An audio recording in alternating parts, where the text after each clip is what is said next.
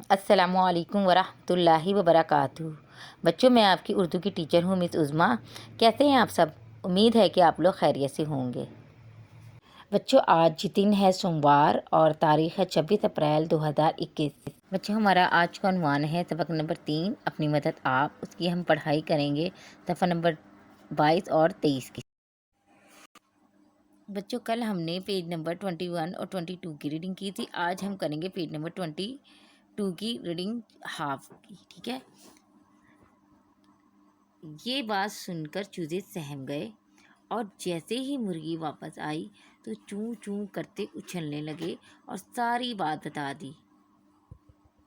یہ سن کر مرغی بولی، تم پریشان مت ہو، ایسا کچھ ہونے والا نہیں۔ رات ہوئی تو چوزے اپنی ماں کے گرم گرم پروں میں گھس کر سو گئے۔ اگلے دن جب مرغی چوزوں کو چھوڑ کر جانے لگی تو چوزے خود ہی بولے، اماں، ہم کھیت کے مالک کی باتیں غور سے سنیں؟ ہاں، بہت غور سے، اور پھر مجھے بتانا۔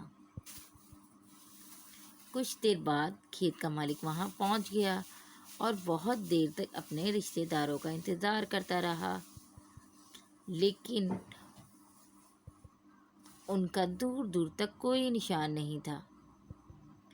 جب دھوپ تیز ہو گئی تو اس نے اپنے بیٹے سے کہا، بیٹا، لگتا ہے کوئی آنے والا نہیں۔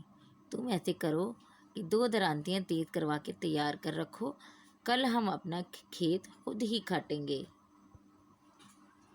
یہ سن کر چوزے بہت ڈرے اور جیسے ہی ان کی ماں آئی تو پر پھیلا کر چوں چوں کرنے لگے اور سارا ماجرا اماں کو کہہ سنایا۔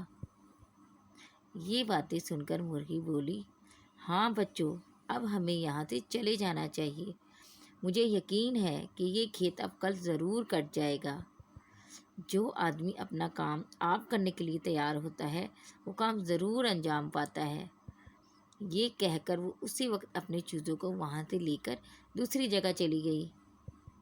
دوسرے دن صبح ہی صبح کھیت کا مالک آیا اور اپنے بیٹے کے ساتھ مل کر کھیت کاٹنے لگا۔ انہیں کام کرتا دیکھ کر ان کے کچھ دوست اور رشتے دار بھی ان کی مدد کو پہنچ گئے۔ شام تک سب نے مل کر سارا کھیت کاٹ ڈالا۔ مرغی تو پہلے ہی اپنے بچوں کو وہاں سے لے کر جا چکی تھی۔ بچوں، آپ نے یہ ریڈنگ کر لینی ہے پیج نمبر 22 ہاف اور پیج نمبر 23 کی، اور اس کی ریڈنگ کی آڈیو یا ویڈیو بنا کر آپ نے مجھے جی سوٹ پر سینڈ کرنی ہے، ٹھیک ہے۔ اپنا بہت خیال رکھیے گا۔ اللہ حافظ۔